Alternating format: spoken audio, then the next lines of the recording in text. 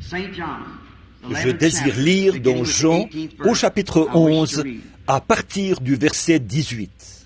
Et comme Béthanie était près de Jérusalem, à 15 stades environ, beaucoup de Juifs étaient venus vers Marthe et Marie pour les consoler de la mort de leur frère. Lorsque Marthe apprit que Jésus arrivait, elle alla au-devant de lui, tandis que Marie se tenait assise à la maison.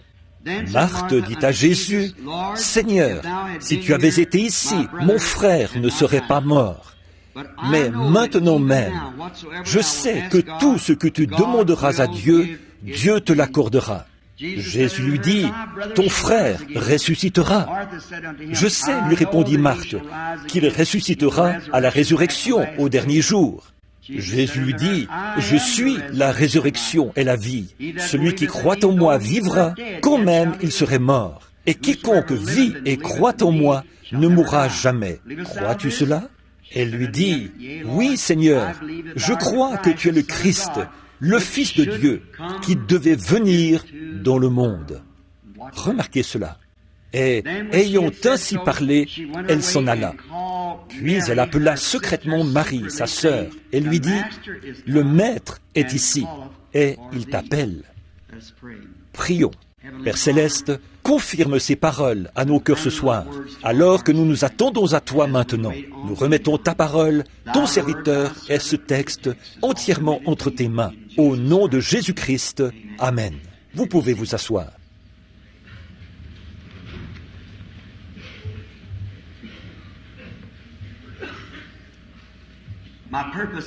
Le but de ma présence ici, c'est d'essayer d'aider le peuple de Dieu. Pas tant de prier et d'imposer les mains aux malades, mais d'amener les gens à reconnaître que Jésus-Christ est au milieu de nous, que le Fils de Dieu est au milieu de nous. Le sujet de notre prédication de ce soir est « Alors Jésus vint et il appela ». Maintenant, ce moment dont nous allons parler, c'était un moment de grande tristesse. Si vous avez déjà lu ce récit de la vie de notre Seigneur, on découvre là qu'il était un grand ami de ce jeune homme, Lazare. Il était, après le décès de Joseph, où il était parti habiter chez Marthe, Marie et Lazare. Et ils étaient de grands amis. Il était comme un pasteur pour eux, un véritable ami. Il lui avait fait quelques vêtements, à ce qu'on dit, je crois, une tunique, qui était tissée d'une seule pièce, sans couture. Et ils avaient fait des choses pour lui parce qu'ils croyaient en lui. C'était parce qu'ils avaient cru et qu'ils avaient vu. Ils avaient quitté l'Église et tout pour le suivre. Et de quitter l'Église à cette époque-là, c'était quelque chose de grave, qui pouvait même être passible de la peine de mort.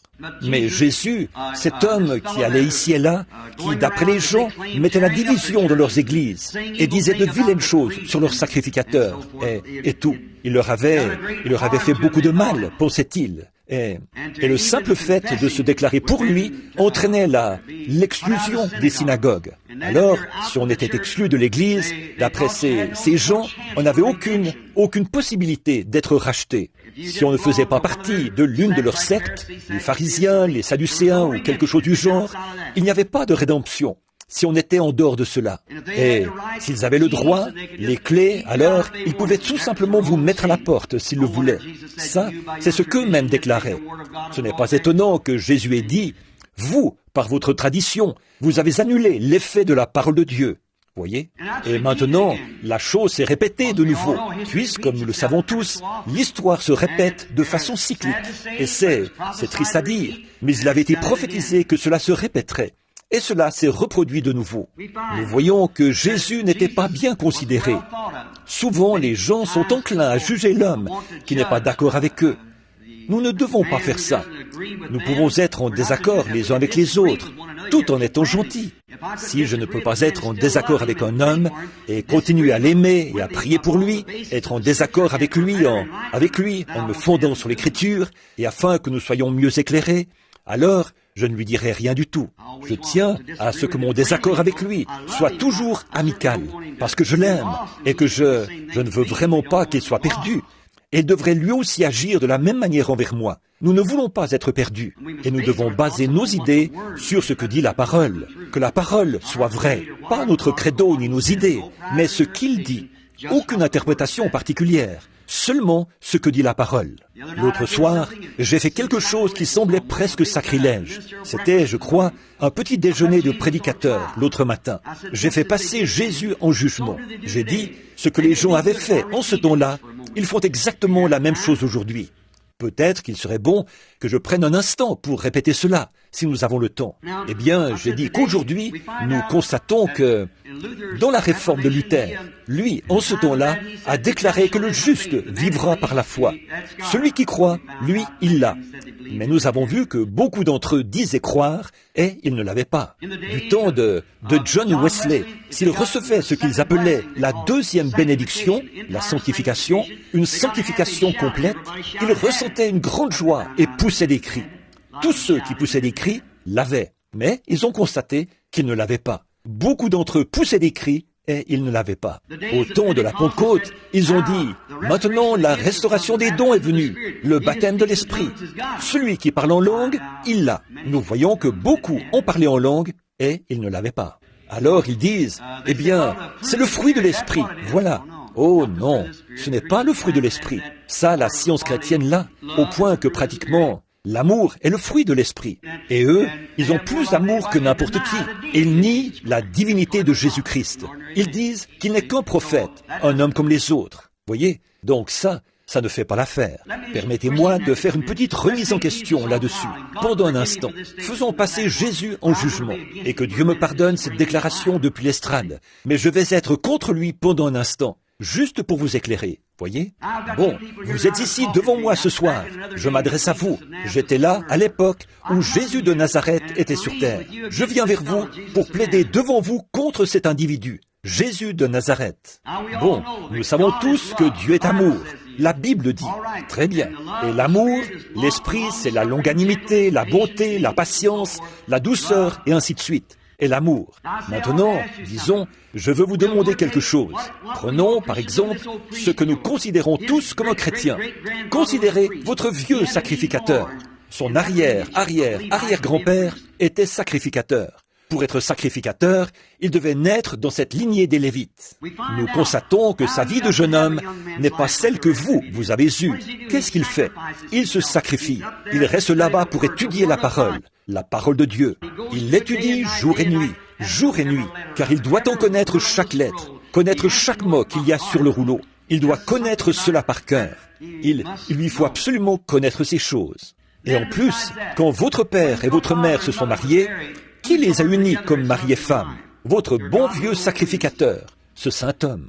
Qui est venu trouver votre père quand il était dans le besoin, qu'il devait de l'argent pour sa ferme et que les créanciers allaient la saisir? Qui l'a soutenu? Votre bon vieux sacrificateur. Qui a soutenu votre mère quand elle était là, dans la salle, en train de vous mettre au monde? Ce bon vieux sacrificateur. Qui vient vous voir quand vous êtes malade, quand vous avez un besoin? Votre bon vieux sacrificateur. Qui vous a béni, vous a consacré à Dieu et vous a circoncis le 8e jour? Votre bon vieux sacrificateur.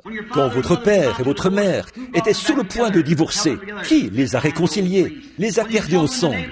Votre bon vieux sacrificateur. Quand il y a un problème dans le quartier, qui s'en occupe? Votre bon vieux sacrificateur. Certainement. Maintenant, ce bon vieux sacrificateur sait que la Bible déclare que Dieu demande un agneau comme sacrifice.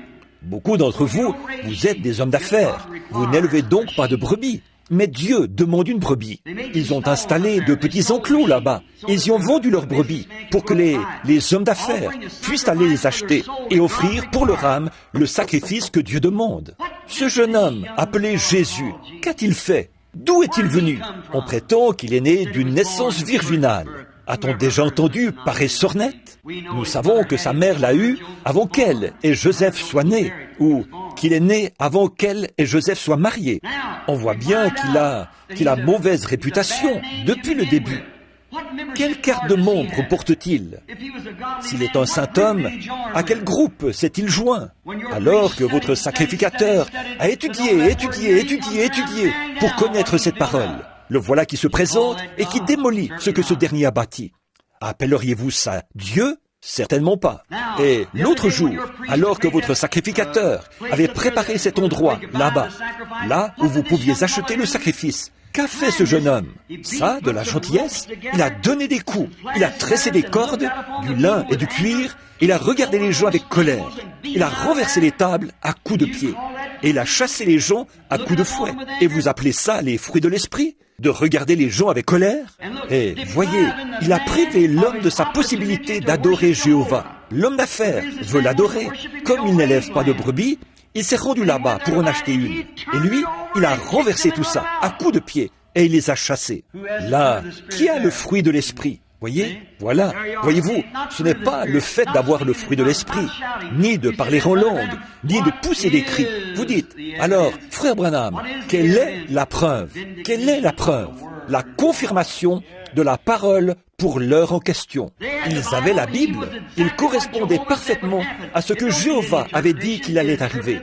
Cela n'a besoin d'aucune interprétation. Cela a été interprété à ce moment-là. Il y avait là les sacrificateurs, il y avait là tout ce qu'ils avaient, et tout le reste, une routine bien rodée, et tout. Et pourtant, ils n'ont pas vu la parole. Et ils faisaient vivre la parole pour cet âge-là. Voilà la preuve pour l'âge en question. Luther avait la preuve pour son âge, Wesley pour son âge, la Pentecôte pour son âge. Mais nous sommes dans un autre âge. Ces choses-là sont bien, mais comme le bébé qui a un doigt, un œil, un nez, mais au bout d'un moment, il doit devenir un être humain. Il doit devenir un enfant mature, ensuite naître, avoir une âme, un corps, un esprit, pouvoir se déplacer. Or, nous voyons que tout cela, Jésus l'avait déclaré, et seulement un petit nombre, seulement ceux qu'il avait destinés à la vie, l'ont vu. Pas de grande foule. Ces foules à lui n'auraient jamais pu être comme les foules de Caïphe. Eh bien, Caïphe aurait pu rassembler toute la nation. Jésus n'a rassemblé qu'un petit groupe. Peu de gens l'ont connu. Il y avait des milliers de gens quand il est venu sur la terre. Il est passé sur la terre et ils n'ont jamais su qu'il était là. Il en sera ainsi de nouveau. Il viendra à ceux qui ont été appelés à la vie. Il sait qui a été appelé à la vie. Et c'est à lui de veiller à cela. Donc, nous voyons qu'ils avaient quitté leur Église et qu'ils avaient cru en lui. Tout ce que la parole avait dit à son sujet, il l'était. Et un jour, il a quitté leur maison. Je veux parler de 3 choses. Jésus était parti, la mort était venue, et il n'y avait plus d'espoir. Je veux parler de ces 3 choses-là pendant quelques minutes. Jésus était parti, et lorsqu'il est parti, les problèmes sont arrivés. Alors, lorsqu'il vous quitte, ou qu'il quitte votre domicile, les problèmes sont en route. La porte est ouverte à Satan lorsque Jésus s'en va. Il était parti, et dès qu'il est parti, la mort est arrivée. Lorsque Jésus part, la mort arrive. Être séparé de lui, c'est la mort. Alors, la mort est arrivée lorsque Jésus est parti. Et la mort a pris son temps auprès de Lazare. Alors celui en qui il croyait et qu'il aimait, ils l'ont envoyé chercher pour qu'il vienne prier pour Lazare. En effet, il l'avait vu, et il savait qu'il connaissait Dieu, que tout ce que Dieu, Marthe l'a exprimé là-bas, tout ce que tu diras à Dieu maintenant, Dieu le fera. Elle avait reconnu que lui et Dieu étaient un. Il était la parole de l'heure. Elle avait donc reconnu cela, et elle savait qu'il lui suffisait d'entrer en contact avec lui. Mais il était parti, et il n'arrivait pas à le joindre. Alors, ils l'ont envoyé chercher, et plutôt que de venir, il s'est éloigné davantage. Alors, ils l'ont encore envoyé chercher, et plutôt que de venir, il s'est éloigné davantage. Nous nous demandons parfois pourquoi ces choses arrivent, mais l'Écriture ne dit-elle pas que toute chose concourt au bien de ceux qui aiment Dieu? Il sait ce qu'il fait. S'il tarde, c'est en ordre. Il sait ce qu'il fait. Il y avait un but. Nous voyons qu'il a dit, dans Jean 5,19, « En vérité, je vous le dis, le Fils ne peut rien faire de lui-même. Il ne fait que ce qu'il voit faire au Père. Le Père lui avait dit de partir et de s'absenter un certain nombre de jours. Au terme de ces jours, alors il a dit ce qu'il a dit. Lazare, notre ami, dort. Et il a dit, bon, il se porte bien. Il a dit, il est mort. Et à cause de vous, je me réjouis de ce que je n'étais pas là. En effet, ils auraient tenté de le convaincre d'aller le voir, pour le guérir, ou pour dire ce qu'il fallait faire. Mais il savait ce qu'il fallait faire. Alors, il a fait exactement ce qu'il était destiné à faire. s'absenter. Observez-le au sépulcre quand il est revenu. Il a exprimé cela quand il est revenu et qu'il a retrouvé cette demeure. Il n'y avait plus d'espoir. Lazare était mort. À chaque heure, elle ne cessait de penser. Il pourrait arriver, il pourrait arriver, il pourrait revenir. Finalement, il est mort. Il a expiré. Elles sont allées l'embaumer. On a drainé son corps de son sang. On l'a enveloppé dans linceul, avec les aromates. On l'a embaumé et on l'a mis dans le sépulcre. On a placé une pierre devant le sépulcre, ce qui était la coutume, la façon d'ensevelir les morts à cette époque-là. Un trou dans le sol, peut-être dans le roc, et on plaçait une pierre devant. C'était la coutume. Le premier jour a passé, le deuxième jour a passé, le troisième jour a passé, le quatrième jour a passé. Cet homme se décomposait déjà dans le sépulcre. Son nez s'était probablement déjà affaissé. Je pense que la première chose qui s'affaisse, c'est le nez. Alors, il se décomposait. Sa chair était retournée à la poussière de la terre, ou plutôt, elle y retournait. Son âme était à 4 jours de voyage, quelque part, loin de lui. Il n'y avait plus aucun espoir de le revoir dans cette vie. Et alors, quand il n'y avait plus d'espoir, elles avaient attendu. Il se pourrait qu'il vienne. Le premier jour, le deuxième jour. Et non. Puis, il est mort. Et il n'était toujours pas venu. Alors, le désespoir s'est installé. Au bout d'un moment, quelqu'un lui a sans doute dit, « Le maître est dehors. Voilà Marthe qui descend la rue. » Jésus est venu à cette heure sombre, quand il n'y avait plus aucun espoir. C'est généralement à ce moment-là qu'il vient. Voyez, il vient précisément au moment le plus sombre. C'est là que Jésus entre en scène. Maintenant, regardez bien. Il est venu et il a demandé Marthe. Sa présence a apporté de nouveaux espoirs. Ce jeune homme était mort, peu importe. Sa présence apporte un nouvel espoir. Vous pourriez être assis là, ce soir, mon ami, alors que les médecins vous ont abandonné. Vous avez un cancer, vous souffrez du cœur. Peut-être dans un fauteuil roulant, infirme. Toute la science déclare qu'il n'y a aucun espoir pour vous. Le dépôt de calcium a raidi vos os au point que vous ne pouvez plus les fléchir. Ou bien votre cœur est en si mauvais état que le médecin dit que vous pourriez partir d'un moment à l'autre. Oh, et tout un tas de gens qui ont le cancer, la tuberculose. C'est peut-être le dernier espoir que vous avez. Elle sent que le médecin vous a abandonné. Toutefois, le fait d'être dans la présence de Jésus-Christ et de reconnaître cette présence fait renaître l'espoir. Quelqu'un peut même vous en donner le nom. Peut-être que vous n'en aviez jamais entendu parler. Mais si quelqu'un vous dit, je sais où se trouve une église où on croit en Dieu et où on prie pour les malades, rapidement, vous êtes à l'article de la mort, là, voyez, de nouveaux espoirs surgissent. C'est toujours comme ça. En cette heure sombre, c'est souvent là que quelqu'un dit quelque chose à ce sujet. Qu'on vous parle de Jésus, sa présence a apporté de nouveaux espoirs. Puisse-elle faire la même chose ce soir, comme elle l'a fait hier soir, que nous voyons cette parole confirmée sans l'ombre d'un doute, que nous la voyons se manifester et nous prouver que ce Jésus qui a vécu il y a 1900 ans, qui est mort sur le calvaire, qui est ressuscité le 3e jour, qui est apparu aux disciples, elle aura ouvert les yeux et qui a fait cette promesse pour aujourd'hui, est ici même ce soir, en notre présence maintenant. Ça ne peut pas faire autrement que faire naître des espoirs chez les gens. De nouveaux espoirs surgissent. Peut-être quelqu'un a-t-il dit, l'église est un peu desséchée depuis quelque temps. Nous n'avons pas eu de bonne eau fraîche depuis quelques mois. Nous n'avons pas eu de réveil. On dirait que tout le monde stagne, ou quelque chose du genre. Nous nous contentons d'aller à l'église, de chanter un cantique et d'écouter quelques messages. Puis nous repartons. Mais tout à coup, quand nous commençons à nous dessécher, alors Jésus entre en scène. Il nous rafraîchit. Il nous apporte quelque chose de nouveau. Il est toujours là pour le faire. De nouveaux espoirs arrivent quand Jésus entre. Sa présence apporte un nouvel espoir. Elle savait qu'il était cette parole de Dieu manifestée. Elle avait reconnu que c'était l'âge en question. Sinon, elle serait restée orthodoxe. Elle serait restée membre de cette église. Mais elle avait vu cette parole promise. Elle avait vu cette parole promise manifestée par lui. Elle savait qu'il était cette parole vivante. Alors, quand elle a entendu cela, peu lui importait le nombre de ceux qui la critiquaient. Ou quoi encore, elle est partie à sa rencontre, à toute vitesse. Voyez, elle savait qu'il était cette parole manifestée. Sans doute avait-elle lu l'histoire d'Élie à son époque. Or, celui-ci était la parole de Dieu manifestée. À cette époque-là, il était prophète, et la parole du Seigneur vient au prophète.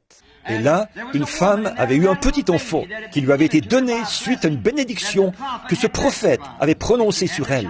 Elle avait donc eu cet enfant.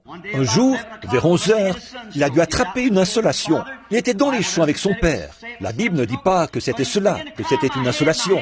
Mais il s'est mis à crier « Ma tête, ma tête !» vers 11 heures du matin. Et il a dit, le père a dit au serviteur de l'emporter à la maison. Il est resté sur les genoux de sa mère jusque vers midi. Il était de plus en plus malade. Et il a fini par mourir. Et alors, plutôt que de céder au désespoir, là, tous les voisins étaient là. Ils criaient et tout. Mais cette mère a gardé son sang-froid. Son bébé était mort. Elle l'a monté dans la petite chambre qu'elle avait mise à la disposition du prophète. Et elle l'a couché sur son lit, comme ça. Et elle a dit au serviteur, « Scelle-moi un mulet et va tout droit. Ne t'arrête pas sans que je te le dise. » Oh là là, c'est ça. Nous n'avons pas le temps de discuter et de faire des histoires. Ce temps-là est passé. Avançons. Nous devons arriver là. Nous avons un besoin. Donc, il a dit, avance et ne t'arrête pas en route sans que je te l'ordonne. Et ils ont fait route jusqu'à ce qu'ils arrivent auprès d'Élie. Élie était un homme de Dieu. Non pas comme Christ. Christ, lui, connaissait toutes choses parce qu'il était Dieu. Élie était une portion de Dieu. C'était Christ en Élie. C'était là le message de l'heure. Car la parole du Seigneur, pour cette heure-là, était avec ce prophète. Jésus était la plénitude de tous ces prophètes. Chacun d'eux ne faisait que le manifester, c'est tout. Tout au long, depuis Joseph, les 30 pièces d'argent, et partout, il représentait Christ. Moïse aussi. David, assis sur la colline, un roi rejeté, pleurant parce qu'il était rejeté. 800 ans plus tard, le fils de David s'est assis sur une colline. C'était l'esprit de Christ en David là-bas. Et il était à la fois la racine et la postérité de David. Donc, il s'est assis sur la colline, pleurant, un roi rejeté. Jérusalem, Jérusalem, combien de fois ai-je voulu te prendre sous mes ailes, comme une poule s'accouvait. Qu'était-ce? C'était Christ là-bas. C'était Christ qui s'écriait quand David a écrit le cantique. « Mon Dieu, pourquoi m'as-tu abandonné? Tous mes os, ils me regardent. Ils ont percé mes pieds et mes mains. Ils se sont partagés mes vêtements. Ils ont tiré au sort ma tunique. » C'était Christ qui parlait en David. C'est vrai. Il était la manifestation de la parole. Christ est venu accomplir les choses qui avaient été annoncées par les prophètes, parce que la parole était avec les prophètes. Il l'a dit dans notre leçon d'hier soir, qu'il était venu pour accomplir ce que les prophètes avaient dit de lui, parce qu'ils avaient la parole. Élie était le prophète de Dieu, la parole pour cette époque-là. Donc la Sunamite est restée avec ce prophète jusqu'à ce qu'il vienne manifester la puissance de Dieu, qu'il se couche sur l'enfant et que l'enfant revienne à la vie. Or, Marthe devait avoir reconnu cela, bien qu'elle était occupée aux soins domestiques, à la vaisselle et tout. Mais là, elle a montré ce qu'elle était. Elle a montré ce qui était vraiment en elle. Elle est immédiatement allée le chercher. Si Dieu était en Élie, Dieu était forcément en Christ, puisqu'il avait prouvé qu'il était cette personne-là. Amen. J'aime cela, cette détermination. Elle va vers lui. Elle devait absolument arriver jusqu'à lui. Et elle a constaté là-bas, en arrivant auprès de lui, maintenant souvenez-vous, elle savait qu'il n'avait jamais changé, que Dieu ne change jamais son programme. S'il était en Élie et avait pu ressusciter les morts, il était en Christ et pouvait ressusciter les morts, même s'il ne l'avait pas encore fait, puisque c'est le même Dieu. Et il n'a toujours pas changé. Il est Dieu ce soir, autant qu'il l'a toujours été. Il est le même hier, aujourd'hui et éternellement. Il ne change pas. Et il savait qu'elle avait reconnu que c'était en lui. Regardez, au bout de quelques minutes, cela s'est confirmé, quand elle lui a dit quelque chose au sujet de son frère, et qu'elle a dit, « Seigneur, je crois que c'est toi. » Et il a dit, « Je suis la résurrection et la vie. Quand même il serait mort, il vivra. Et quiconque vit et croit en moi ne mourra jamais. » Je suis le je suis qui était dans le buisson ardent avec Moïse. Je suis la résurrection. Je suis la vie. J'étais la muraille. Je le suis toujours. Je suis la résurrection et la vie. Celui qui croit en moi vivra, quand même il serait mort. et quiconque vit et croit en moi ne mourra jamais. Suite à cette grande assurance qu'elle avait, à savoir qu'il était la parole promise, quand il a dit, comme il était prophète, il ne pouvait pas mentir. Donc quand il a dit, je suis le je suis celui qui est la résurrection et la vie. Elle a dit, je crois que tu es celui-là, le Fils de Dieu qui devait venir dans le monde. Bien que mon frère soit mort, qu'il soit étendu là-bas dans le sépulcre, que son corps soit maintenant en décomposition. Mais maintenant même, tout ce que tu diras s'accomplira. C'est vrai. Tout ce qu'elle voulait, c'était l'entendre dire cela. Amen. Oh Marthe, où sommes-nous ce soir? Prenons simplement la parole, et mon serviteur vivra. Juste l'entendre dire cela. Des gens étaient peut-être venus lui dire qu'il avait dit cela, mais maintenant, il était là, en personne. Oh Dieu, ouvre les yeux aveugles, afin qu'il puisse voir. Lorsque lui, dans sa présence, prononce la parole, la chose se manifeste toujours. Elle a dit, tout ce que tu demanderas à Dieu, Dieu te l'accordera. Je désire juste l'entendre. Elle voulait qu'il prononce la parole. C'est tout ce qu'elle voulait entendre. Obtenir cette parole, c'est tout ce qu'il lui fallait. L'entendre dire qu'il le ferait. Et il l'aurait fait à l'instant même. Mais, voyez-vous, selon la vision que le Père lui avait montrée, il devait se tenir près du sépulcre. Oh là là, gardez votre foi. Dieu est à l'œuvre pour tout arranger. Tout ira bien. Attendez un peu qu'elle arrive au sépulcre. Remarquez, si elle pouvait simplement l'amener à dire cela, même quand il était encore, il n'y avait plus aucun espoir. Aucun, du tout. Il était mort. Il se décomposait dans le sépulcre. Mais juste l'entendre dire cela, c'est tout ce qu'elle voulait. Alors, quand il a dit « Je suis la résurrection et la vie », elle l'a cru, elle l'a cru. Maintenant, remarquez, il lui fallait maintenant croire à des choses impossibles. Quand elle a entendu dire « Je suis la résurrection et la vie », quand même il serait mort, il vivra. Et quiconque vit et croit en moi ne mourra jamais. Il a dit « Crois-tu cela ?» Et elle a dit, « Oui Seigneur, je le crois. Je crois que tu es le Fils de Dieu qui devait venir dans le monde. » J'aime ça. J'aime ça. J'ai déjà dit ceci. C'est encore valable maintenant. Je parlais à une femme il n'y a pas longtemps. C'était une certaine église que j'ai mentionnée tout à l'heure, qui ne croit pas qu'il était Dieu, ne croit pas à sa divinité, croit qu'il n'était qu'un prophète. Un homme comme les autres. Il était cela, c'est vrai. Il était cela plus Dieu. Voyez, il était la manifestation. Jésus, c'est le corps, le garçon, l'homme. Dieu, c'est ce qui habitait en lui. Dieu était en lui. Il était le Dieu homme. Il était un homme. Pourtant, il était Dieu manifesté en chair. Quand nous voyons Jésus, nous voyons Dieu. C'est ce qu'il a dit. Quand vous voyez le Père, me voyez, vous voyez le Père. En effet, il en était le reflet, parce qu'il était la parole, Amen, qui était au commencement, Amen. Il a appelé les prophètes Dieu, le savez-vous? Il a dit, vous appelez Dieu ceux à qui la parole de Dieu est venue. Comment pouvez-vous me condamner lorsque je dis que je suis le Fils de Dieu? En effet, cette même parole avait dit qu'il serait là. Et voilà, la parole était là, de nouveau manifestée. Et pourtant, les gens refusaient toujours d'y croire. Cette femme m'a dit, je peux vous le prouver. Elle a dit, j'aime vous entendre prêcher, mais il y a une chose sur laquelle vous insistez trop. Quoi donc? Elle a dit, vous faites trop de cas de Jésus. J'ai dit, j'espère que c'est tout ce que lui, il aura à me reprocher lorsqu'il viendra. Et elle a dit, j'espère que ce sera la seule chose le seul défaut qu'il trouvera en moi. J'ai dit, même si j'avais 10 000 langues, je ne pourrais pas parler assez. Oh là là, de ce qu'il est. Elle a dit, mais vous le faites Dieu. J'ai dit, il l'était. Et s'il ne l'était pas, il était le plus grand imposteur que la terre ait jamais porté. Elle a dit, il était un prophète. J'ai dit, il était un prophète, c'est vrai, un Dieu prophète. La plénitude de la parole. Le prophète, la parole venait à lui. Voilà, c'est ce qui faisait de lui un prophète. Mais lui, il était la plénitude de cette parole. Et elle a dit, je peux vous le prouver. Elle a dit, vous le rendez divin. J'ai dit, il était divin. Et elle a dit, il ne peut pas être divin. J'ai dit, pourtant, il l'était. Elle a dit, vous avez dit que vous croyez à la Bible. J'ai dit, j'y crois. Elle a dit, je vais vous prouver, par votre propre Bible, qu'il n'était pas divin. J'ai dit, faites donc. Si la Bible dit, alors je le croirai, parce que je crois que la parole est vraie. Elle a dit, pendant qu'il était en route vers le sépulcre de Lazare, vous vous rappelez, dans Jean 11, j'ai dit, certainement, madame. Elle a dit, eh bien, pendant qu'il était en route, il a pleuré. La Bible dit qu'il pleura. J'ai dit, certainement, la Bible dit qu'il pleura. Elle a dit, comment pouvait-il être divin et pleurer? J'ai dit, il était humain. Humain et divin? J'ai dit, oui madame, vous ne reconnaissez pas. Il était un homme. Lorsqu'il se rendait là-bas, pleurant avec ceux qui pleuraient, c'est vrai, attristé avec ceux qui étaient attristés, il était un homme. Mais quand il a redressé son petit corps frêle et qu'il a dit, Lazare, sors! Un homme qui était mort depuis 4 jours s'est tenu debout. Pour ça, il fallait plus qu'un homme. C'était Dieu dans l'homme. Qui d'autre que Dieu peut ressusciter les morts?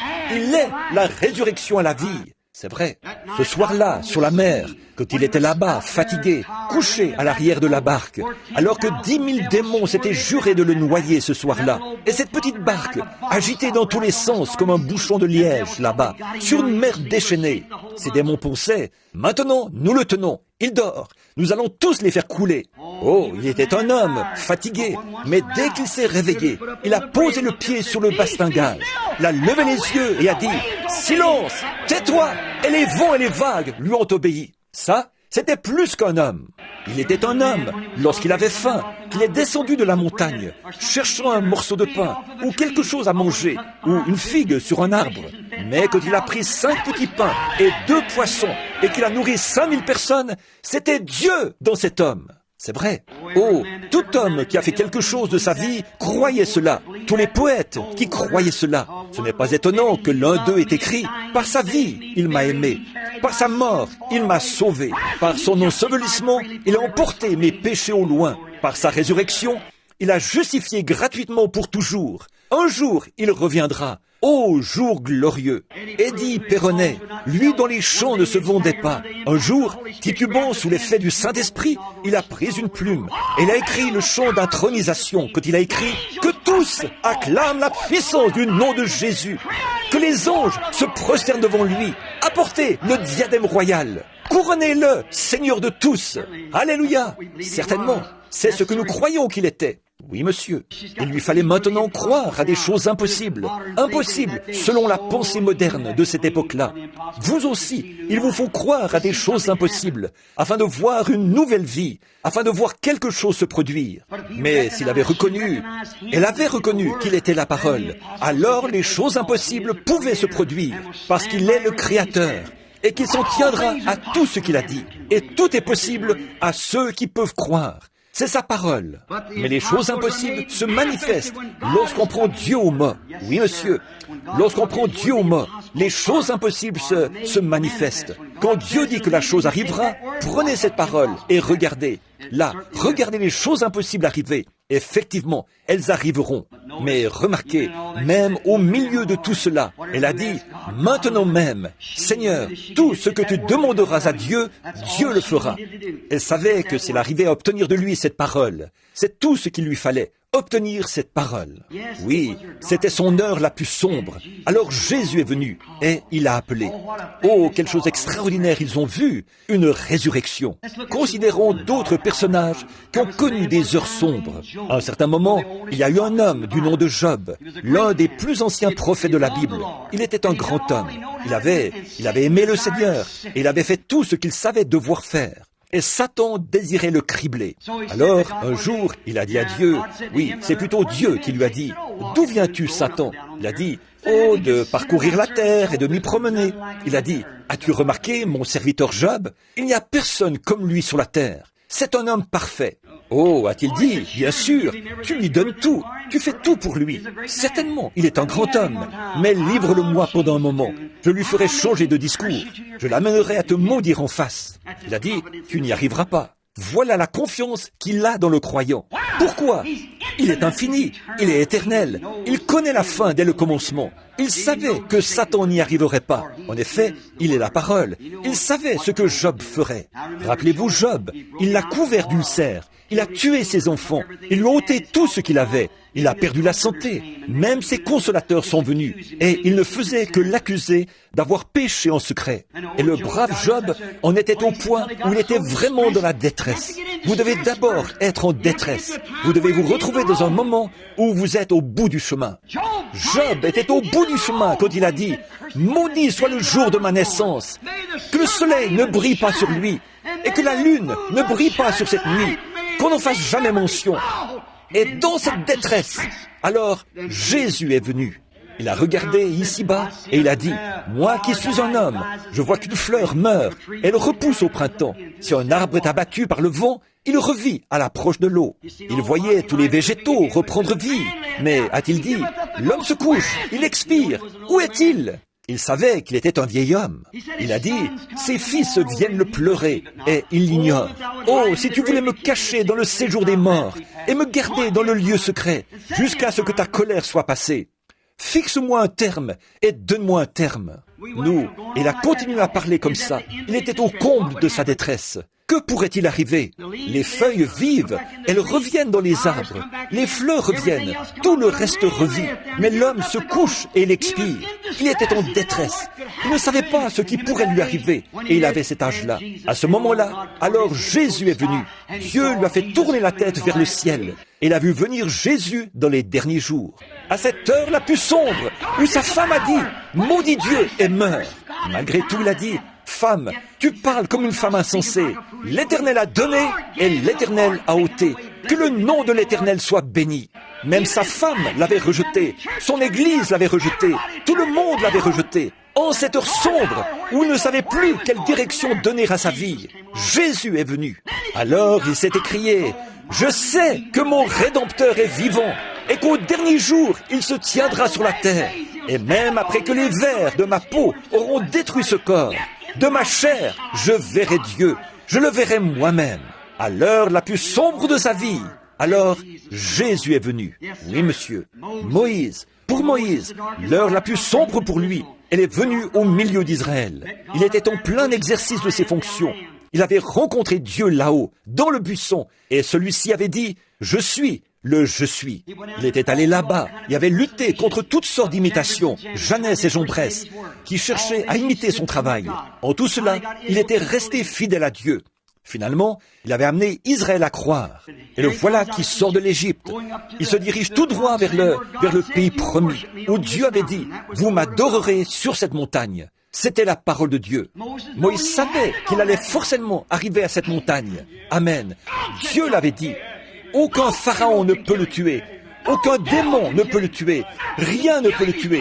Il se dirige vers cette montagne. Amen. Alléluia. Je me sens religieux. Il se dirige vers cette montagne. Nous aussi, nous sommes en route vers la gloire. Rien ne peut nous arrêter. Non, monsieur, Dieu va confirmer sa parole. Peu importe ce qui peut arriver, il va le faire quand même. Oui, il était en route, sur le sentier du devoir, et le voilà coincé entre les montagnes. Il tend l'oreille, il entend un grondement derrière lui. Qu'est-ce? Les chars de Pharaon, qui arrivent par milliers, armés, avec des lances et tout, pour les renverser et les écraser. Et la mer Rouge lui barrait le passage. Qu'a-t-il fait? Là, il était en détresse. Tout le peuple criait, « Oh, maintenant, on est fichus! Pharaon va nous tuer! Il va nous passer au fil de l'épée! Nos enfants vont mourir ici, dans le désert! » Moïse s'est écrié, « Oh Dieu !» Et là, Jésus est entré en scène. Il était la colonne de feu. C'est vrai, il est descendu. Et il s'est tenu entre lui et le danger. Amen. Il est notre intermédiaire. Il est celui qui se tient au milieu. Amen. Un médiateur. Il était là, se tenait là, pour les Égyptiens qui venaient tenter de changer la situation. Pour cela, il était des ténèbres. Pour ceux-ci, il était la lumière, afin qu'ils puissent y marcher. Puis, le lendemain matin, alors que le vent avait commencé à souffler très fort pendant la nuit, qu'a-t-il fait? Il était venu sous la forme de la colonne de feu. Souvenez-vous, il est toujours cette colonne de feu.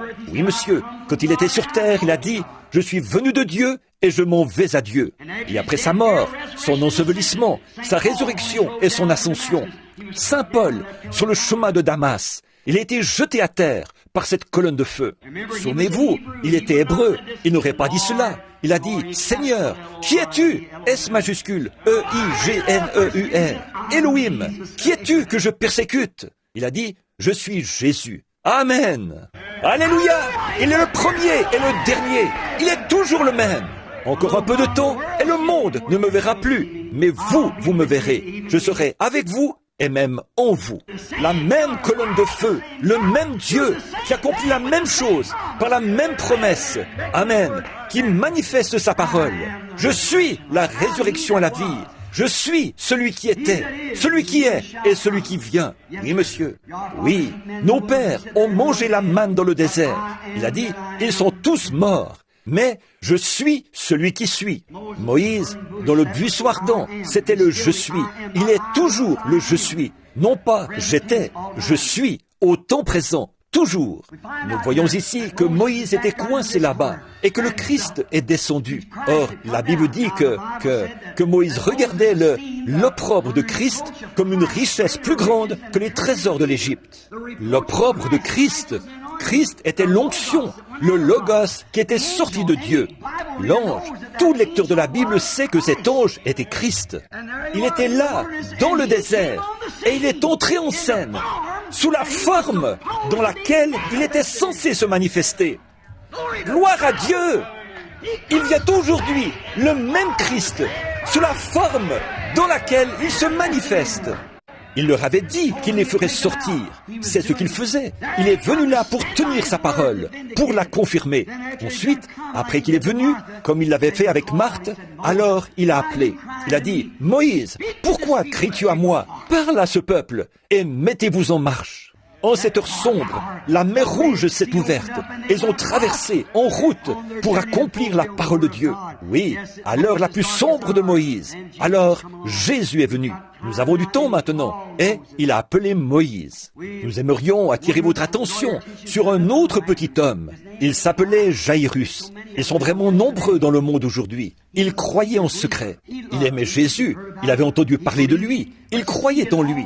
Mais vous voyez, il avait déjà adhéré à une organisation.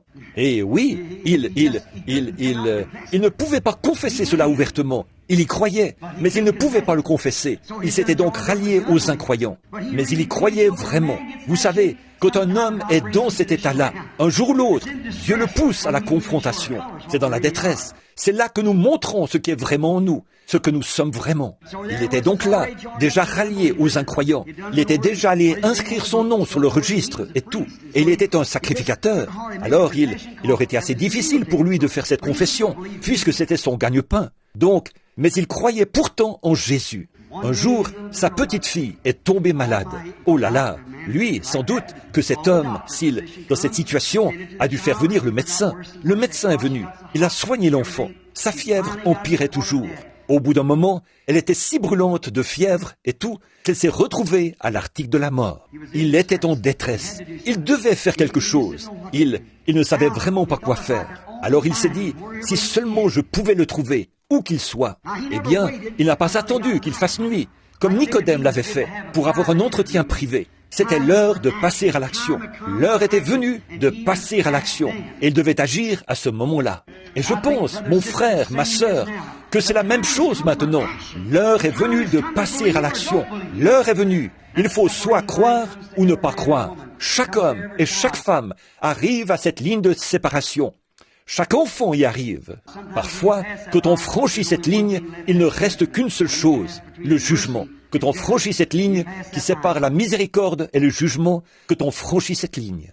Souvenez-vous, il était en détresse. Il ne savait pas quoi faire. Ses sacrificateurs étaient là. Tous les rabbins l'entouraient. Toute la confrérie était avec lui. Ils étaient tous là, regardant sa petite fille qui se mourait. Le médecin se tenait dehors, agitant ses mains jointes. Je lui ai donné tous les médicaments que je connais. Et malgré cela, voyez, c'était Jésus qui était à l'œuvre pendant tout ce temps. Jésus faisait ça dans un but, celui d'amener ce petit homme à montrer ce qui était en lui. Au bout d'un moment, je peux le voir prendre son petit chapeau noir, le mettre et enfiler sa petite tunique de sacrificateur. Où vas-tu? J'ai entendu dire qu'il est là-bas, près du fleuve. Je vais le chercher. Oh là là! Et il part. En cette heure de détresse, il devait prendre une décision. laisser son enfant mourir, sinon il savait que c'était là la manifestation de la parole. Il était un sacrificateur, il avait lu la parole, et il savait que c'était là la manifestation de Dieu. Dieu était en Christ, réconciliant le monde avec lui-même. Il savait cela, alors il était forcé de prendre une décision. Il devait faire une erreur, laisser mourir son enfant ou faire sa confession. Quand il était dans cette détresse, c'est à peu près à ce moment-là que Jésus est venu. Il est allé le voir. Il a dit, j'irai avec toi. D'accord. Et là, sur la route, un messager est arrivé. Quelle chose sombre. Il avait fait cette confession, qu'il croyait en lui. Il venait de s'excommunier. Il avait montré en public qu'il croyait en Jésus. Un messager est arrivé. Il a dit, ne dérange personne, car ta fille est déjà morte. Elle est morte hier. Elle est déjà morte. Ne perds plus ton temps avec tout ça. Et, son pauvre cœur a failli lâcher. Mais en tournant le regard, il a vu les yeux de Jésus. Celui-ci a dit, ne te l'ai-je pas dit? Ne crains point, si tu veux voir la gloire de Dieu. De quoi as-tu peur? Je t'ai déjà dit que j'irais. Il a déjà dit qu'il viendrait. Il a déjà dit qu'il ferait ceci. Et le voici en train de le faire. Amen. Il a dit qu'il entrerait en scène dans les derniers jours et qu'il ferait ces choses qu'il avait faites. Comme nous l'avons lu hier soir et en avons parlé. Et le voici en train de les faire. De quoi avez-vous peur? Souvenez-vous, lorsqu'il vint, alors il l'appela d'entre les morts. Il est entré en scène et l'a appelé d'entre les morts. À un certain moment, le vieil aveugle Bartimée a connu son heure la plus sombre. Jésus était là-bas. Il avait organisé un petit déjeuner des hommes d'affaires du plein évangile, là-bas, à Jéricho. Et Zachée était là. Quand il l'avait rencontré, celui-ci était dans un arbre, un peu plus loin dans la rue. Donc, quand il était... il n'aurait jamais organisé quoi que ce soit d'autre, ça, j'en suis sûr, voyez? Et donc, quand il est arrivé là-bas, il l'avait avec lui. Zachée était allé avec lui. Le vieil aveugle Bartimée était aveugle depuis son enfance. Donc, pensant que Jésus allait peut-être passer par cette porte, il attendait là. Au bout d'un moment, il a entendu beaucoup de bruit, tous ces gens qui passaient. Et il a entendu le sacrificateur qui disait, « Hé, toi qui montes la colline là-bas, est-ce que, on nous dit que tu ressuscites les morts? Nous avons un cimetière plein de morts par ici. Si tu es le Messie, viens par ici et ressuscite ces morts. » Vous savez, ce même démon est encore vivant, voyez, sous la forme de la religion. Même chose, voyez. Si tu es le Messie, tu ressuscites les morts. Nous avons un cimetière plein de morts par ici. Viens. Et, tout le monde poussait des cris. Quelqu'un criait, Hosanna au prophète. Un autre criait ceci, cela, autre chose. Quelle confusion! Ce vieil aveugle s'est dit, je l'ai raté. Il est passé là-bas. Je pensais qu'il allait passer ici. On m'a placé au mauvais endroit. Il s'est mis à crier. Il s'est dit, s'il est la parole, il est Dieu, il l'est forcément. Donc, Jésus, fils de David, aie pitié de moi. En cette heure de détresse, il a crié à lui. Or, Jésus, notez bien, là, il était à Jéricho. L'endroit où on dit qu'il était assis était à 150 mètres de l'endroit où Jésus était. Avec des milliers de gens qui se bousculaient autour de lui. Il n'aurait pas pu entendre le cri de cet homme, non, mais il l'a senti. Il s'est arrêté. Un de ces soirs, j'aimerais prêcher sur « Alors Jésus s'arrêta ». Alors Jésus s'abaissa. Mais quand Jésus s'est arrêté, qu'est-ce qu'il y a eu? Il l'a appelé. Le Maître est ici. Prends courage, ont dit les disciples. Il t'appelle. Il t'appelle. Il l'a appelé au milieu de cette foule. Il fait la même chose maintenant. Est-ce que ceci pénètre en profondeur? Voyez? Le Maître est ici et il t'appelle. Et il l'a appelé de la cécité à la lumière, des ténèbres à la lumière. Et il l'a appelé. Il est passé de la mort à la vie. Le Maître est ici et il t'appelle. Et quand il l'a appelé, il lui a rendu la vue. À un certain moment, il y avait sur la colline la petite femme qui avait la perte de sang. Elle avait dépensé tout son argent chez les médecins. Sans doute qu'ils avaient vendu l'attelage. Ils avaient vendu la ferme, ils l'avaient hypothéquée. Ils avaient dépensé tout ce qu'ils pouvaient chez les médecins. Aucun d'eux n'avait pu la soulager. Son état empirait continuellement. Le sang n'arrêtait pas de couler. Ça continuait comme ça, sans arrêt. Elle était de plus en plus malade. Et un jour, qu'elle était assise en train de tricoter, Du haut de la colline où elle habitait, elle a regardé dans la vallée et elle a vu une barque arriver. Tout le monde s'est précipité. « Hosanna au prophète !» Elle avait entendu parler de lui. La foi vient de ce qu'on entend. Alors elle a dit, « Je vais descendre pour le voir. » Et quand elle est arrivée là et qu'elle a posé son regard pour la première fois sur la parole de Dieu manifestée en chair, il y avait quelque chose de particulier dans la façon de parler de cet homme et dans son apparence. Elle a su que c'était lui. Oui, monsieur. Oh, si seulement je pouvais attirer son attention d'une manière ou d'une autre, si seulement je pouvais le toucher d'une quelconque façon. Elle s'est glissée à travers la foule et elle a touché son vêtement. Maintenant, souvenez-vous, ce n'est pas le doigt de cette femme qui l'a senti. Non, monsieur, parce que le vêtement palestinien est ample et Pierre a dit, tout le monde t'a touché. Il a dit, mais ça, c'est un contact différent. Je sens que je me suis affaibli.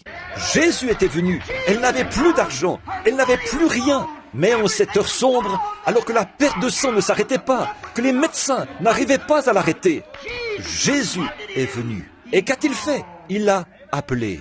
Il a regardé autour de lui jusqu'à ce qu'il l'ait repéré. Et il a dit, tu avais une perte de sang. Mais elle s'est arrêtée. Il est le même hier, aujourd'hui et éternellement. Le Maître est ici. Et il t'appelle. Il est ici et il appelle.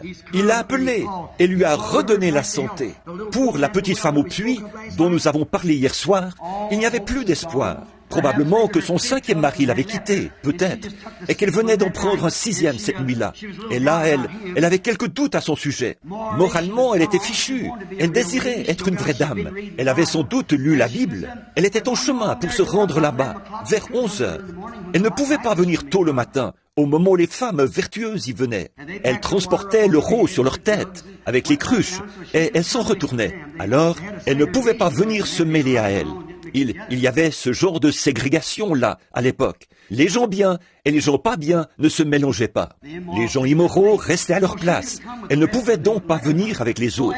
On ne lui permettait pas de venir. Alors, après qu'elles avaient toutes puisé l'eau et qu'elles étaient rentrées, elle est venue chercher quelque chose de meilleur. Elle est donc arrivée là, avec sa cruche sur la tête. Et sans doute que, chemin faisant, elle se disait, « Eh bien, cet homme que j'ai épousé ou que j'ai trouvé hier soir, j'ai des doutes sur lui. C'est un homme, il a un comportement bizarre. Je ne suis vraiment pas sûr de lui. Je suis fichu, je suis banni de la société et je ne puis pas aller dans ces églises. Regarde de quoi elles ont l'air. Je ne sais pas quoi faire. Je suis en détresse et j'ai lu la Bible. Certainement qu'un jour, ce prophète viendra. Oh, je sais qu'il déclare qu'il n'en est rien et que ça, c'est peut-être pour dans 100 ans, pour dans 1000 ans. Nous attendons ça depuis des milliers d'années et ça ne s'est pas encore produit. Alors, nous ne nous y attendons pas en ce moment. C'est partout comme ça. Oh non, nous avons nos églises et tout. Nous n'avons pas besoin de ça en ce moment.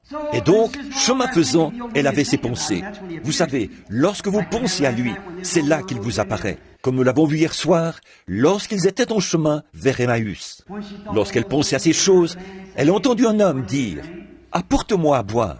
Qu'est-ce que c'était dans son heure la plus sombre, alors qu'elle avait perdu toute moralité? C'était peut-être une jolie petite dame. Elle avait été jetée à la rue, ce qui l'avait menée à ce genre de vie. Parfois, ce n'est pas la faute de la jeune fille, c'est la faute de ses parents, qui la laissent sortir comme ça. Et elle était là, ses petites boucles pendaient peut-être. Chemin faisant, elle était épuisée, abattue, et personne ne voulait avoir de rapport avec elle. Cet enfant, peut-être qu'elle avait toute une histoire derrière elle. Quoi qu'il en soit, je sais une chose, elle avait lu la Bible, elle croyait la Bible. Et au fond de son cœur, il y avait une petite semence qui lui faisait dire, si jamais cela se produit, je le saurai. Elle était prédestinée à cela. Regardez le vieux Judas qui était là et qui avait agi comme ça. Tout au fond de son cœur, c'était l'obscurité. La lumière brillait ici, dans ses œuvres, mais au fond de son cœur, il n'y croyait pas. Et elle était là. Voyez, la lumière ne pouvait pas descendre là-dedans. Elle, par contre, elle était là. Elle y croyait, mais sa vie était plongée dans l'obscurité. Lorsque la lumière a frappé, cela chassait l'obscurité. Alors que, lorsque la lumière a frappé celui-là, cela l'a jeté dans l'obscurité complète. Voilà la différence. Vous voyez, elle était née dans ce but-là. Elle a dit, quand il lui a dit combien de maris elle avait eu, que s'est-il passé? Tout à coup, elle était, pour ainsi dire, dans un grand émoi. Elle était dans la détresse. Elle a dit, Seigneur, je vois que tu es prophète. Je sais que quand le Messie viendra, il fera ces choses. Alors, il l'appela. Alors, il l'appela. Je le suis, moi qui te parle. Elle a reconnu cela par la parole de Dieu. Il l'a appelé à passer de ses péchés à la vie. Et son nom se trouve dans la Bible. Et elle a la vie immortelle aujourd'hui. Il peut vous appeler de la même façon, parce qu'il est le même hier, aujourd'hui et éternellement. Là, oui, elle avait perdu toute moralité, mais malgré tout, elle a reconnu qu'il avait ce discernement. Elle savait que c'était forcément le Messie. Alors, quand Jésus a dit « Je le suis », elle savait que c'était bien lui. Un jour, les disciples étaient dans la barque et il n'y avait plus d'espoir. Ces tempêtes, ils étaient partis sans Jésus. Et voilà les tempêtes. Exactement ce qui s'était passé dans la maison de Lazare. Il n'y avait plus d'espoir. La petite barque était pleine d'eau. Et ils criaient et pleuraient. Et peut-être qu'ils priaient et tout. Et les éclairs jaillissaient. La barque était remplie d'eau. Les mâts étaient tombés. Les rames étaient cassées. Elles s'agrippaient les uns aux autres en pleurant.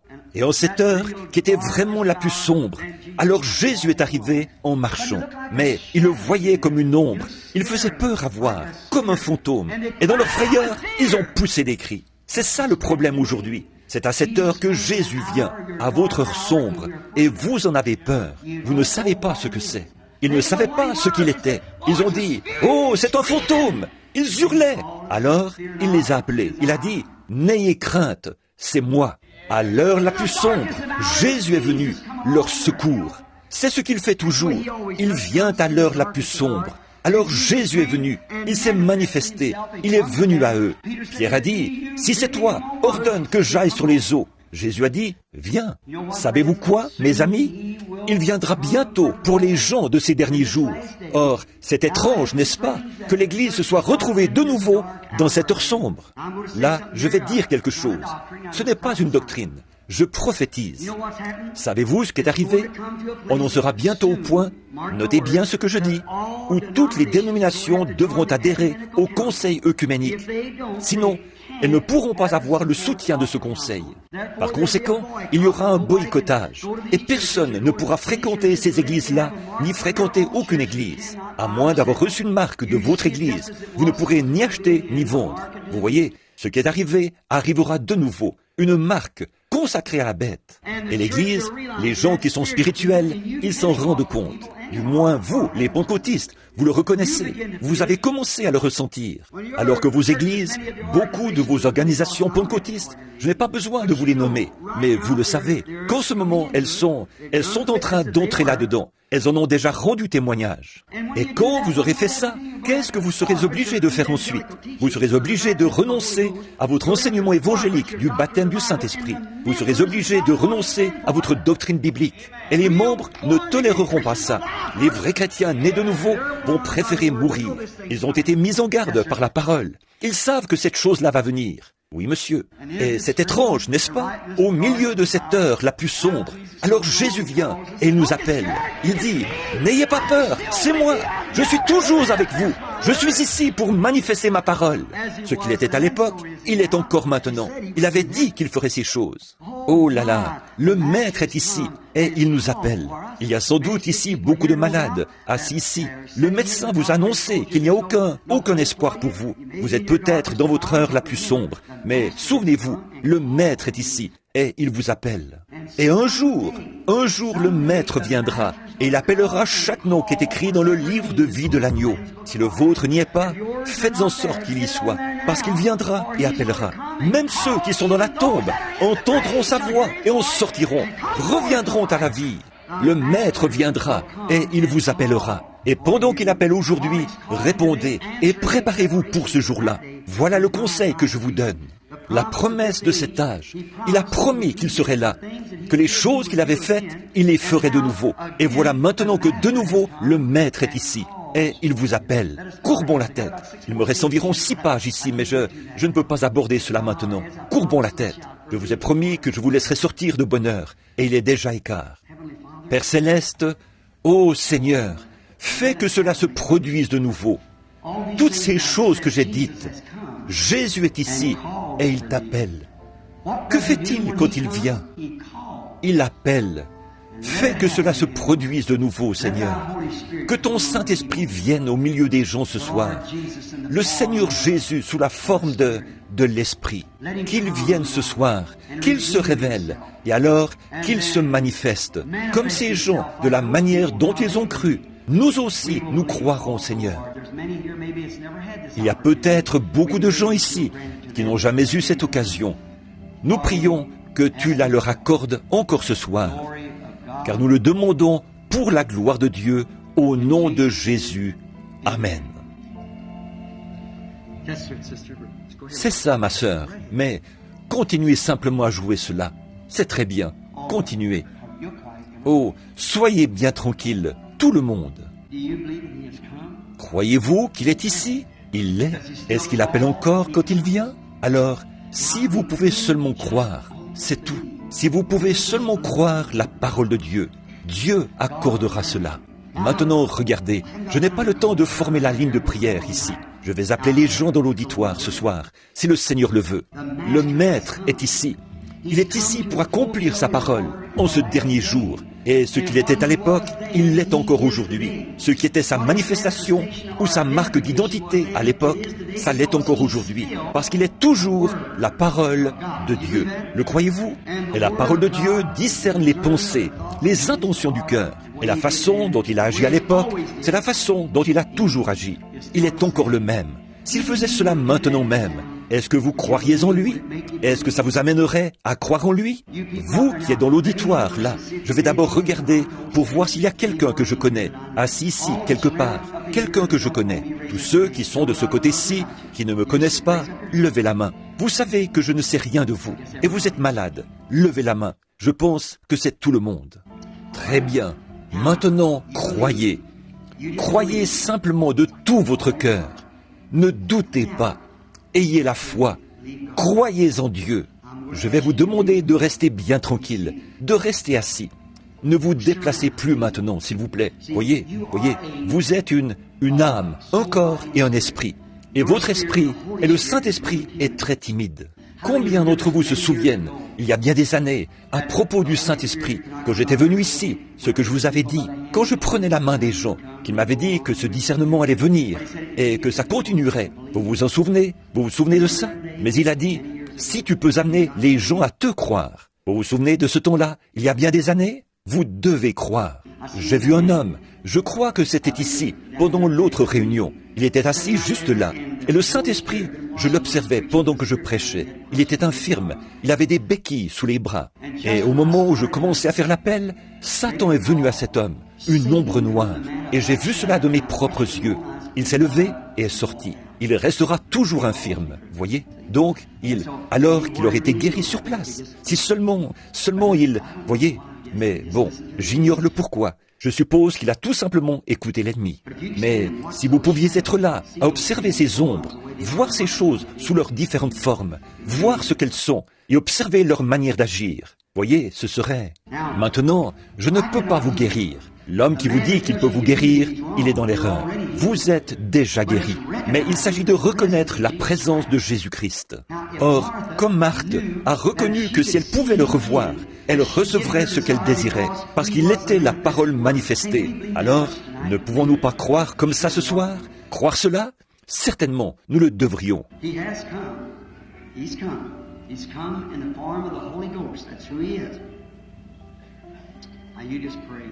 Il est ici, il est ici, il est ici sous la forme du Saint-Esprit. C'est ce qu'il est. Maintenant, priez, simplement. Voyez-vous, sur l'estrade, si une personne était debout ici, juste ici, près de moi, en train de prier. Voyez-vous, il y a tellement de gens qui sont en train de prier, partout dans le bâtiment. Alors, il faut vraiment faire attention. Vous ne pouvez pas dire, dites frère Branham. Non monsieur, je ne peux pas faire ça. Pas plus que vous pouvez déclencher un songe par vous-même. Voyez, vous pouvez avoir un songe. Dieu peut vous donner un songe à mon sujet. Vous croyez ça, mais vous ne pouvez pas le déclencher vous-même. Vous ne pouvez pas dire ceci. Frère Branham, maintenant, je vais avoir un songe à votre sujet. Non, vous ne pouvez pas faire ça, ni moi avoir une vision. C'est à celui qui vous donne un songe, c'est à lui de faire ça. Même chose pour une vision. Je vois un homme, juste ici, au bout de la rangée. Il a de l'arthrite. S'il croit de tout son cœur, Dieu le guérira de l'arthrite. Croyez-vous qu'il le fera, monsieur? Vous qui êtes assis là, le Mexicain assis au bout de la rangée, allez-vous le croire? Très bien, monsieur. La dame assise à côté de vous, elle aussi, elle a de l'arthrite. Croyez-vous que Dieu vous guérira, madame? Est-ce qu'il y a de l'écho là-dedans? J'ai peur que les gens n'entendent pas. Vous le croirez? Très bien. Et l'autre petite Mexicaine, assise à côté d'elle, elle souffre de maux d'estomac. Croyez-vous que Dieu guérira votre estomac, madame? Elle a obtenu cela. Quand je vois cette lumière descendre, ça veut dire que la chose s'est produite. Oui, c'est ça. La lumière l'a touchée. La voilà, tournoyant tout autour. Avec ça, c'est réglé. Voyez, quand il peut trouver la foi, voyez, il y a beaucoup de choses qu'il n'a pas pu accomplir à cause de leur incrédulité.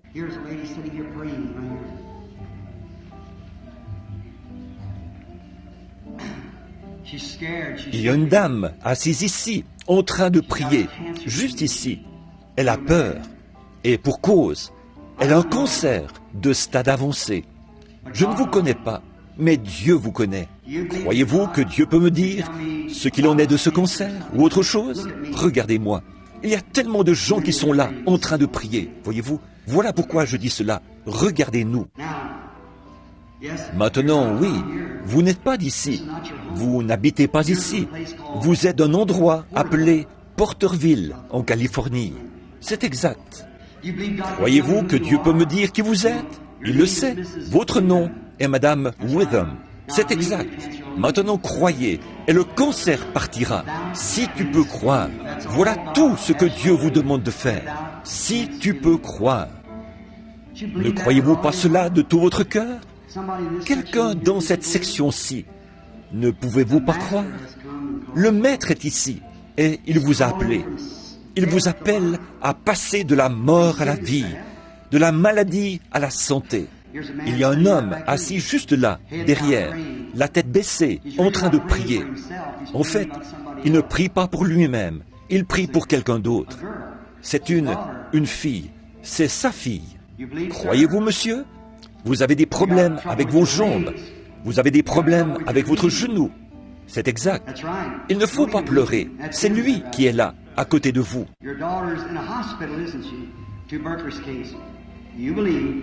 You believe the Master has come and calls for her. Will you believe, Mr. Connor? You will? May he visit her tonight and you may it be over.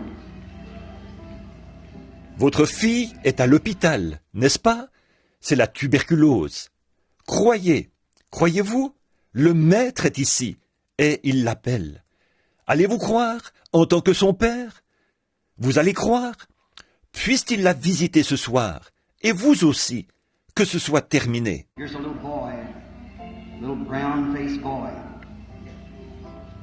Il y a ici un petit garçon au teint brun. Il souffre d'une maladie de la peau et d'asthme. C'est un petit garçon mexicain assis là. Il n'est pas d'ici, il est de San José. Crois-tu, fiston? Autre chose, ton père est ici avec toi. C'est un prédicateur. C'est exact. Crois-tu que Dieu peut me dire ton nom? Est-ce que ça t'amènerait à croire très fort? Tu t'appelles Ruben. Maintenant, crois. Oui, Dieu te guérira. Le Maître est ici et il vous appelle. Ô pécheur, ô toi qui es malade, ne voyez-vous pas le Maître manifesté dans des êtres humains au milieu des croyants? Il est ici pour appeler à la santé ces enfants qui croient. Il est ici pour appeler à la repentance le pécheur, rétrograde, membre d'église. Le Maître est ici et il vous appelle. Le croyez-vous? Le croyez-vous pour ce qui est de votre besoin, maintenant même? Si oui, levez la main pour dire « J'applique ma foi à mon besoin ». Puis levez-vous maintenant et acceptez-le. Le Maître est ici et il t'appelle. Et qui que vous soyez, quel que soit votre besoin, le Maître est ici et il vous appelle. Il est le même hier, aujourd'hui et éternellement. Cette petite femme s'en est allée dans la ville. Elle a dit, venez voir un homme qui m'a dit ce qui n'allait pas. Vous n'êtes pas allé dans la ville, vous êtes venu et vous l'avez vu de vos yeux. Alors le Maître est ici et il t'appelle. Levez les mains et louez-le. Dites, Seigneur Jésus, je suis un pécheur, pardonne-moi. Je suis un rétrograde. Reprends-moi auprès de toi, Seigneur. J'ai besoin du Saint-Esprit. Remplis-moi. Je suis malade. Guéris-moi. Je suis infirme. Rétablis-moi.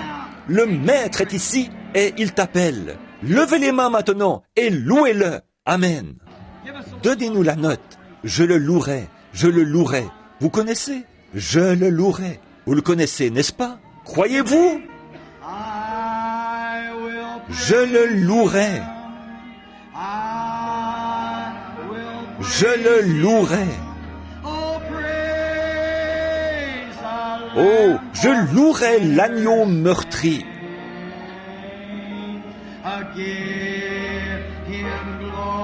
Que tout peuple le glorifie.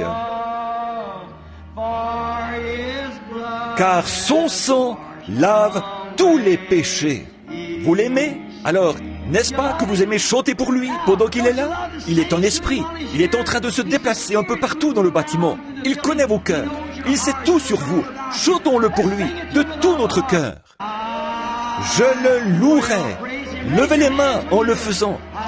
Maintenant, louez-le simplement. Le louerai. Oh, je louerai l'agneau meurtri. Oh, que tout peuple le glorifie. Car son sang lave tous les péchés.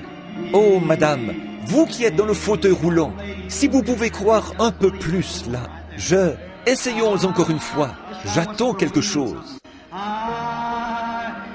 Je le louerai.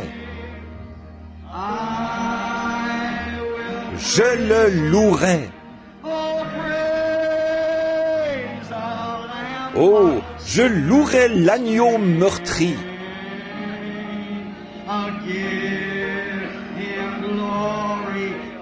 Que tout peuple le glorifie. Car son sang lave tous les péchés. Maintenant, pendant que nous le chantons de nouveau, tournez-vous, prenez la main de quelqu'un pendant que nous le chantons. Que nous chantons « Je le louerai ». Allez, tous en chœur maintenant. Je le louerai. Je le louerai.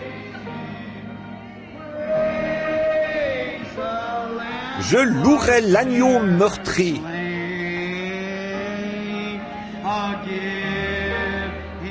Que tout peuple le glorifie. Car son sang lave tous les péchés. Oh, amis pécheurs, pourquoi ne pas vous avancer maintenant? Avancez-vous et rendez-lui gloire. Vous, tous les peuples, vous tous qui voulez le confesser comme votre sauveur, dans sa présence, pendant que les saints adorent en esprit, pourquoi ne pas venir vous placer ici? Dites, je veux témoigner ce soir, je veux lui rendre gloire, je veux venir, je n'ai pas honte de lui, je veux que le monde entier sache que je l'accepte comme mon sauveur, ici même, pendant qu'il est présent. Venez, pendant que nous le chantons. Je le louerai. Pourquoi ne pas venir? Je le louerai. Oh, je louerai l'agneau meurtri.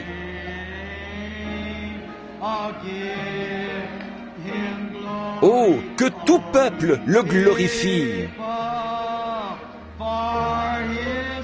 Car son sang lave tous les péchés. Oh, c'est ça, madame. Venez, approchez-vous. Qui d'autre peut venir dans la présence de Christ? Avancez-vous jusqu'ici, ma sœur. Placez-vous ici. Quelqu'un d'autre qui désire qu'il soit son sauveur maintenant même. Quelqu'un qui n'a pas honte. Il a dit, si vous avez honte de moi devant les hommes, j'aurai honte de vous devant mon Père et les saints anges. Si vous n'avez pas honte de lui maintenant et que vous désirez qu'il soit votre sauveur, pendant qu'il est ici, vous l'avez vu, c'est tellement parfait. La parole lui-même fait connaître cela. Avancez-vous, pendant que les saints adorent maintenant. Pourquoi ne pas vous avancer? Que Dieu vous bénisse, monsieur. Voici venir une femme âgée, avancée en âge. Pourquoi ne pas venir maintenant?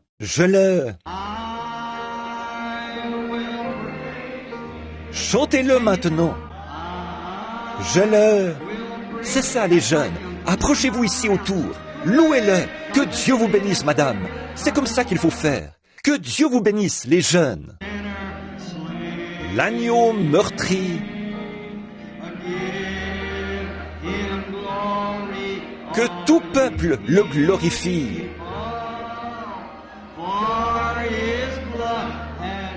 Car son sang lave tous les péchés. Pendant que les prédicateurs vont vers ces gens maintenant, pourquoi ne pas venir? Quelqu'un d'autre? Vous qui êtes rétrograde, voulez-vous venir dire « J'ai honte de ma vie, il est ici ». Croyez-vous que je suis le serviteur de Dieu? Levez la main. Eh bien, Jésus-Christ est au milieu de nous. Pourquoi ne pas venir? Que tout peuple, pourquoi ne pas venir lui rendre gloire? Glorifie, car son sang lave tous les...